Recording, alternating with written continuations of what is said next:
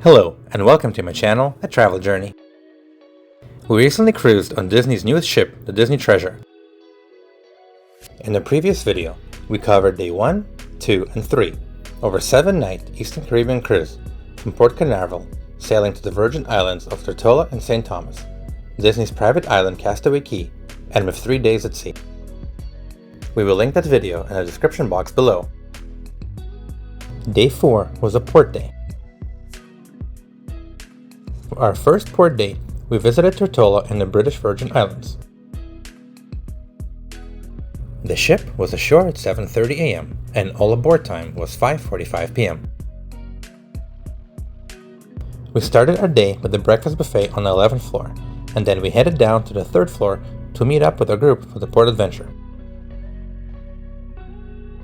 Typically, the way that it works is that you meet up with your group and then you walk off the ship together, and they take you to your tour guide for whatever your port adventure might be. The port adventure that we have chosen for Tortola was called the Island Drive and Beach Break. The code for this excursion was TT11. We boarded an open-air safari bus, which took us on the drive to Rowtown and the scenic island drive of beautiful Tortola. The tour took us to Fort Hill and through the local villages of Long Trench, Fahey Hill, and Cane Garden Bay.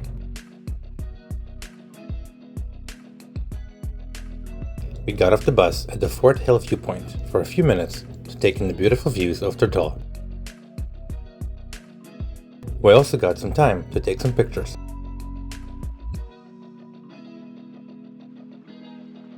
We then reboarded the open-air safari bus and continued the tour along the ridge for more breathtaking views before descending Ross Path to beautiful Cane Garden Bay.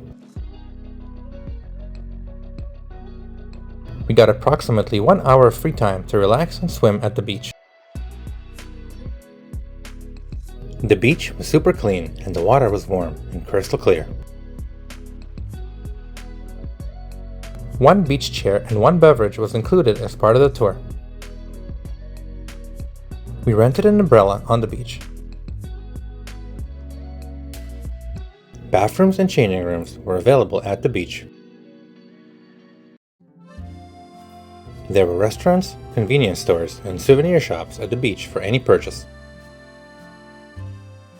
You can rent a water trampoline, a canoe, kayaks, flyboarding equipment, snorkeling equipment, and other water sports equipment at the beach. We then reboarded the bus and continued the drive along the North Shore, over Zion Hill and Sir Francis Drake Highway, and then we were dropped back at the pier.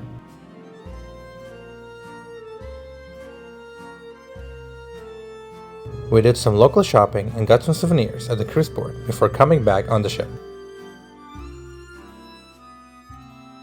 Once you come back to the ship, you will go through a security check, so don't forget to take your IDs and ship cards when you leave the ship. We decided to get a cappuccino from the adult-only Cove Café. This is the Cove Café menu. It is pretty similar to the other cafes on the ship. The menu includes hot and cold drinks, cocktails, and wine by the glass. At these cafes, you can also find plugs and USB outlets to charge your devices. These drinks are not included in the price of the cruise and they cost extra.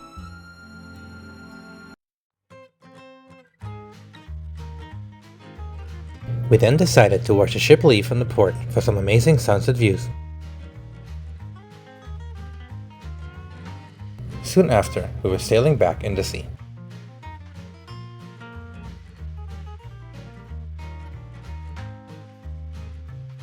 After that, we got ready for dinner. We dined at the 1923 restaurant. It was named for the year that the Walt Disney Company was founded. 1923 commemorates the year that the legendary animation studio was founded in Southern California. This restaurant serves the best of California cuisine. This restaurant celebrates the golden age of animation. so the table setting is minimalistic with touches of gold everywhere, which makes it a lot more elegant. Day 4 was Pirates Night. The menu was pirate themed. 1923 features a diverse menu showcasing the region's unique blend of Asian, European, and South American influences. This is the beverage menu with a selection of cocktails themed to the venue. All dishes can be paired with one of the wines from California's world-renowned Napa Valley.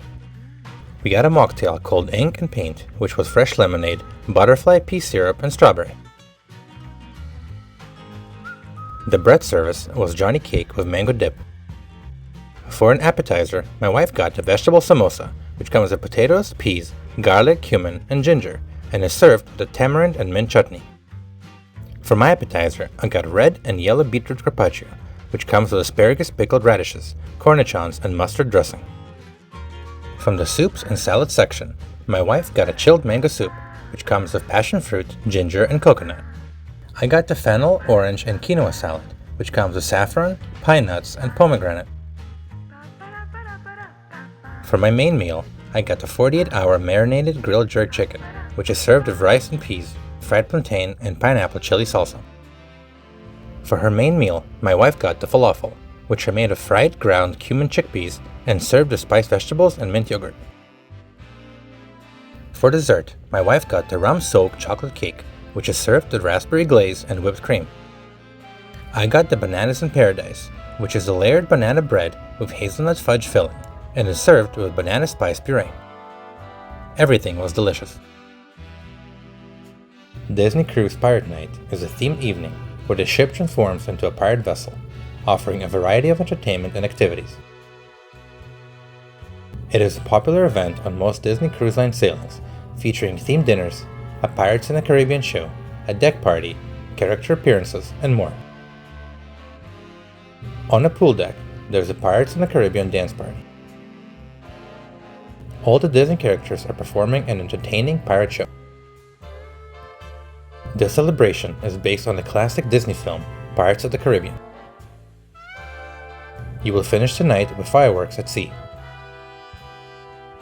The fireworks show is weather permitting and may be postponed or cancelled due to weather conditions, including high winds. Some itineraries do not include fireworks or the Pirate Night. It was a full 5 minutes of fireworks display. Day 5 was a port day at St. Thomas, U.S. Virgin Island. The ship was ashore at 7:30 a.m. and the all-aboard time was 3:45 p.m. We had an early breakfast and left to meet our group for our excursion. The port adventure that we have chosen for St. Thomas was called Drake's Seat, Megan's Bay, and Skyride. The code for this excursion was ST80. We boarded an open-air safari bus for a scenic island drive up to Drake's Seat. We got to see the spectacular down-island views of St. John and the British Virgin Islands. Afterwards, we were dropped off at the beach of Megan's Bay, where we enjoyed 2 hours by ourselves. The beach was very clean and a lot of people were swimming. The water was warm and there was no seaweed. We walked down the beach.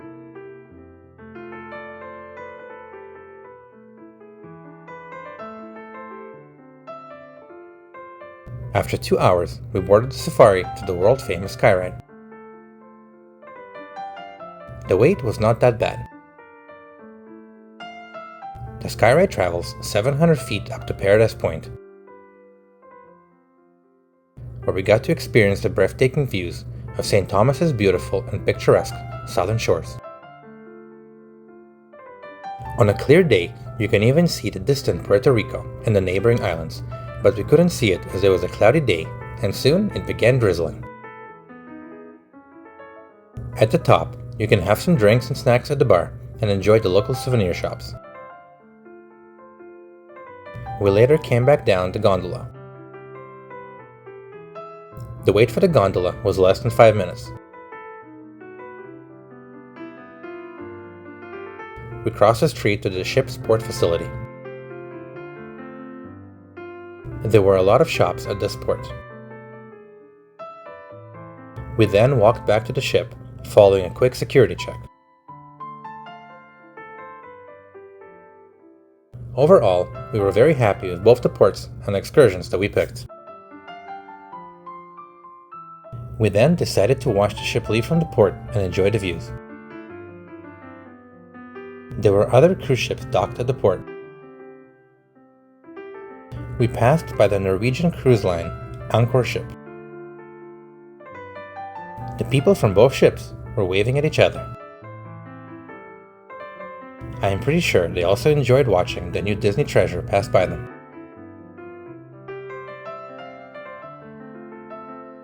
At this point, the rain had stopped and the skies were clear, and we saw a beautiful rainbow in the sky when we left.